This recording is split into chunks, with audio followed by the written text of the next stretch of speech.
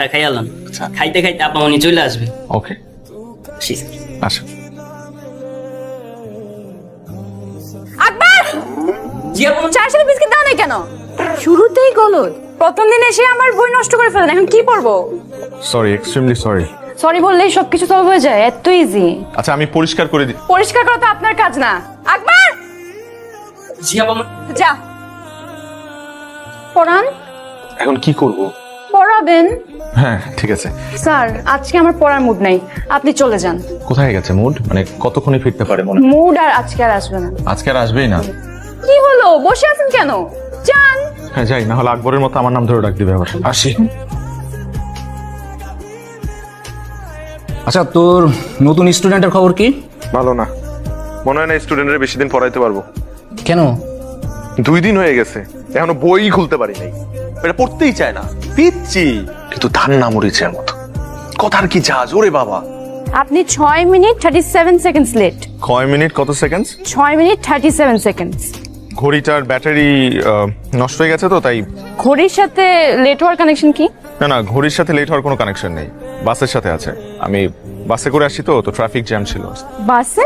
আপনার গাড়ি নেই? আমার গাড়ি থাকলে তোমাকে টিউশনি করাতাম না। তাই তো। এই মামা, মামাকে ডাকছো কেন? চলেন। কোথায় যাব? আগে চলেন, তারপর বুঝবেন। চলেন। কোথায় বসবো? এখানে। এখানে কেন বসবো? আমার এখানেই পড়তে ইচ্ছা করছে আজকে। এখানে। এইখানে পড়বে তুমি? মাই গড। এখন স্যার হিসেবে আপনার দায়িত্ব আমাকে পড়ানোর। কিন্তু তুমি যা শুরু করছো এভাবে তো আমি তোমাকে পড়াইতে পারবো না। আমি চিটাগং ইউনিভার্সিটি পড়তে চাই, ঢাকা ইউনিভার্সিটিতে না। হুট করে তুমি ঢাকা থেকে চিটাগং ইউনিভার্সিটি কেন শিফট করতে যাচ্ছ? স্যার, আমার বয়ফ্রেন্ড চিটাগং ইউনিভার্সিটিতে পড়ে, বুঝতেই তো পারছি। কার বয়ফ্রেন্ড? আমার। হোয়াট? পিচ্ছি মেয়ের বলে বয়ফ্রেন্ড আছে? পিচ্ছি? আমি পিচ্ছি না। না, তুমি পিচ্ছি না, তোমার বয়ফ্রেন্ড পিচ্ছি। শোনো, তোমার এখন পড়াশোনা করার বয়স, প্রেম করার বয়স না।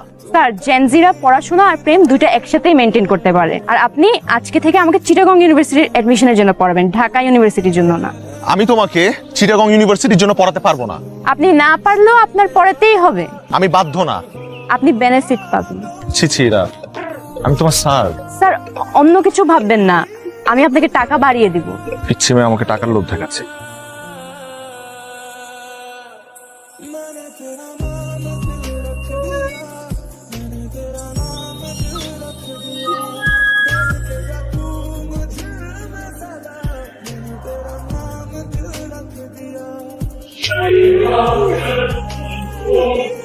আগে দেখেন কোন একটা ভুল হচ্ছে। আর বল, কত বড় সাহস!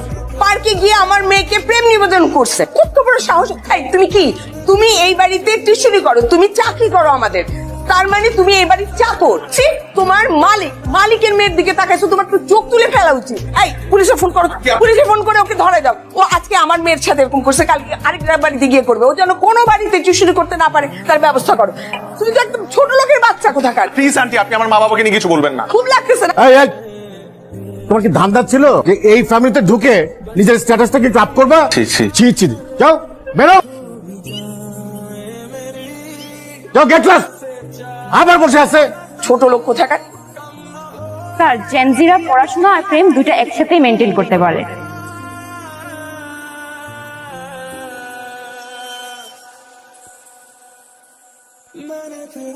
ম্যাডাম, আপনি কার কাছে যাবেন? আমি রিফাত স্যারের কাছে যাব। ম্যাডাম, তার পারমিশন ছাড়া তো আমি আপনাকে যেতে দিতে পারি না। আমি বেশি সময় নিব না। কি হয়েছে এখানে? রিফাত কি হয় আপনার? বয়ফ্রেন্ড? হাজবেন্ড? জি জি, হাজবেন্ড। তো রিফাতের ওয়াইফ, আপনি নিচে দাঁড়িয়ে আছেন কেন? আপনি উপরে যাবেন, আসেন। না না, আজকে না হয় না, আজ আপনি যদি ওকে একটু কষ্ট করে নিচে পাঠাতেন আমার জন্য খুবই ভালো হতো। ও,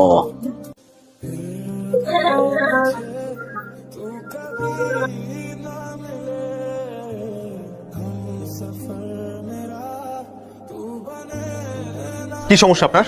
সমস্যা কি আপনার? আমাকে ফলো করতে করতে আমার অফিস পর্যন্ত চলে আসছেন, এখানে এসে সিন ক্রিয়েট করছেন কেন? প্রবলেম কি আপনার? I remember everything. এটা আমার কাজের জায়গা। এখানে এসে আপনি মিথ্যা কথা বলছেন, you are my wife, you are not my wife. আপনার সাথে আমার কোনো ধরনের সম্পর্ক নেই। আপনি আমার স্টুডেন্ট ছিলেন, দ্যাটস ইট। আগেও একবার আমার ক্ষতি করার চেষ্টা করেছিলেন, এখনো আবার ক্ষতি করার চেষ্টা করছেন। ওয়াই? আমি আপনার সাথে কোনো অন্যায় করেছি? কোনো কুপ্রস্তাব দিয়েছিলাম আপনাকে? না, দেইনি। কিন্তু আপনি উল্টা আমার ক্ষতি করার চেষ্টা করেছেন। আমার শুনতে হয়েছে আপনার মায়ের কাছ থেকে যে আমার ফ্যামিলি খারাপ, আমার বাবা মা খারাপ। সেদিন আমি কিচ্ছু বলি না, শুধুমাত্র আপনার দিকে তাকিয়ে, কারণ আমার মনে হচ্ছে আপনি ছোট মানুষ, আপনি হয়তো বা না বুঝে এই কাজটা করে ফেলেছেন, বাট নট এনিমোর। আমি এটা ছেড়ে আসছি, এখন আমি একটা নতুন লাইফ লিড করছি। প্লিজ এখানে আমাকে ডিস্টার্ব করবেন না। আমি কখনো আপনার সাথে আর দেখা করতে চাই না, কথা বলতে চাই না। প্লিজ দয়া করে আপনার এই চেহারাটা আমাকে কখনো আর দেখাবেন না। মনে থাকে যেন আপনার, কখনো আমি আর কখনো আপনার এই চেহারা দেখতে চাই না। তুই আর রিফাত নাকি পার্কে গেছিলি? কে বললো বাবা? আমাদের ড্রাইভার রফিক। কেন গেছিলি বল? এই যে চুপ করে আছে, কি গেছিলি কেন বল না? স্যার আমাকে পার্কে নিয়ে গিয়ে প্রপোজ করেছিল।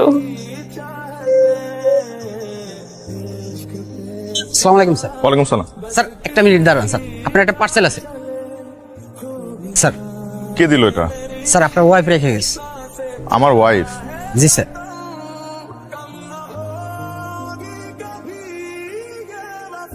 আপনি 6 মিনিট 37 সেকেন্ডস লেট।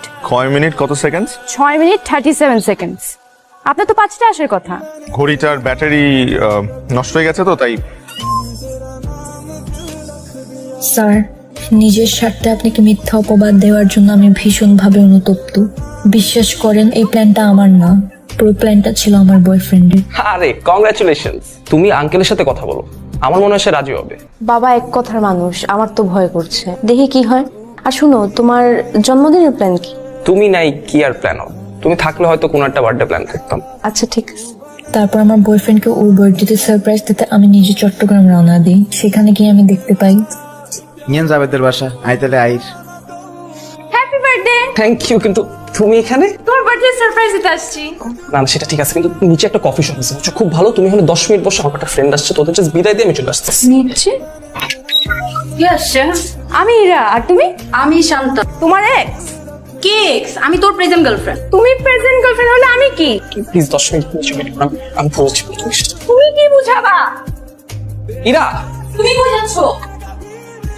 সেখান থেকে মন খারাপ করে যখন ঢাকার উদ্দেশ্যে ব্যাক করি, তারপর বাসা আসার পর অনেক দিন আমার মন খারাপ থাকে। কি রে, 2 দিন ধরে দেখছি এরকম একলা একলা বসে থাকিস কেন সারাক্ষণ?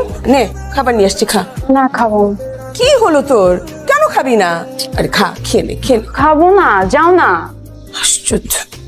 মন খারাপের মাঝে একদিন ফেসবুক স্ক্রল করতে গিয়ে দেখতে পাই আপনাকে টিউশন মিডিয়া থেকে ব্যান করা হয়েছে। সেটি দেখার পর নিজেকে আরো বড় অপরাধী মনে হতে থাকে। তারপর টিউশন মিডিয়াতে যাই, গিয়ে ওদেরকে সত্যটা বলি। বিশ্বাস করেন, এখানে রিফাত স্যারের কোনো দোষ নেই, সব দোষ আমার। I am very sorry about everything. শিক্ষকতা একটি মহান পেশা। আপনাদের মতো কিছু মানুষের ভুলের কারণে আজ মেধাবী শিক্ষার্থীরা এই পেশা থেকে দূরে সরে যাচ্ছে। চিরং ইউনিভার্সিটিতে ভর্তি হতে চেয়েছিলে কেন? আমার অনেক ইচ্ছা ছিল চিটাগং ইউনিভার্সিটিতে পড়ার। তো আমাদের বলিস না কেন? আমি অনেকবার ট্রাই করেছি বলার, কিন্তু তোমরা তো কখনো বুঝোনি। তাই বলে রিফাতের নামে একটা মিথ্যা অপবাদ দিয়ে ওকে ছোট করবা? তুমি জানো রিফাতকে যে এজেন্সি থেকে আমরা হায়ার করছিলাম, তারা ফোন করে আমাকে অপমান করছে, বারবার জানতে যাচ্ছে রিজনটা। কেন করলো এরকম? অ্যান্সার করো। তোমাদের একটা সমস্যা কি জানো, যে কোনো একটা ঝামেলার মধ্যে পড়লে জাস্ট সাইলেন্ট হয়ে থাকো। আর এই যে তুমি, হ্যাঁ, তোমার আজকাল পেয়ে পেয়ে ওরা সবাই এখন যে যার মতো ইচ্ছা তাই করছে। শোনো, আমার একটা ক্লিয়ার কথা বলে দেই, এই মেয়ে ঢাকা ইউনিভার্সিটিতে পড়তে হবে। আর যদি ঢাকা ইউনিভার্সিটিতে চান্স না পায়, তাহলে ওই যে বাসা পাশে ডিগ্রি কলেজ আছে ওইখানে পড়বে। দিস ইজ ফাইনাল, ওকে? বাবার কথা অনুযায়ী ঢাকা ইউনিভার্সিটির এডমিশন টেস্টের জন্য পড়াশোনা স্টার্ট করি। পড়াশোনার ফাঁকে ফাঁকে আপনাকে ফোনে ট্রাই করি। এর একটা কথা মনে রাখবে, পড়ালেখা মানে জীবনের জন্য প্রস্তুতি গ্রহণ করা নয়। এমন ভাবে পড়ো যেন পড়ালেখাই তোমার জীবন হয়ে ওঠে। আপনার দেওয়া উপদেশটা মেনে আমি ঢাকা ইউনিভার্সিটিতে চান্স পেয়েছি। বিশ্বাস করেন স্যার, সেদিন হঠাৎ করে বাসের জানালায় আপনাকে দেখি। এরপর থেকে ফলো করা শুরু করি। আপনাকে বিরক্ত করার কোনো ইচ্ছেই ছিল না আমার। আমি শুধু আপনার কাছে ক্ষমা চাইতে চেয়েছি। এই জন্য কয়েকদিন ধরে আপনাকে বিরক্ত করেছি। আমি কথা দিচ্ছি স্যার, আপনি আমাকে ক্ষমা করে দিলে আমি আর কোনোদিন আপনার সামনে আসবো না বা বিরক্ত করব না। আপনি যদি আমাকে ক্ষমা করে দেন, তাহলে আগামীকাল বিকেলে আপনার সাথে আমি দেখা করতে চাই। তুমি আমাকে বলেছিলে যে আমি তোমাকে ক্ষমা করে দিলে তুমি আমার আশপাশে থাকবে না কখনো। জি। আর যদি ক্ষমা না করি? তাহলে পাশে পাশে থাকবো। কতদিন? সারা জীবন। Is it a promise? More than a promise.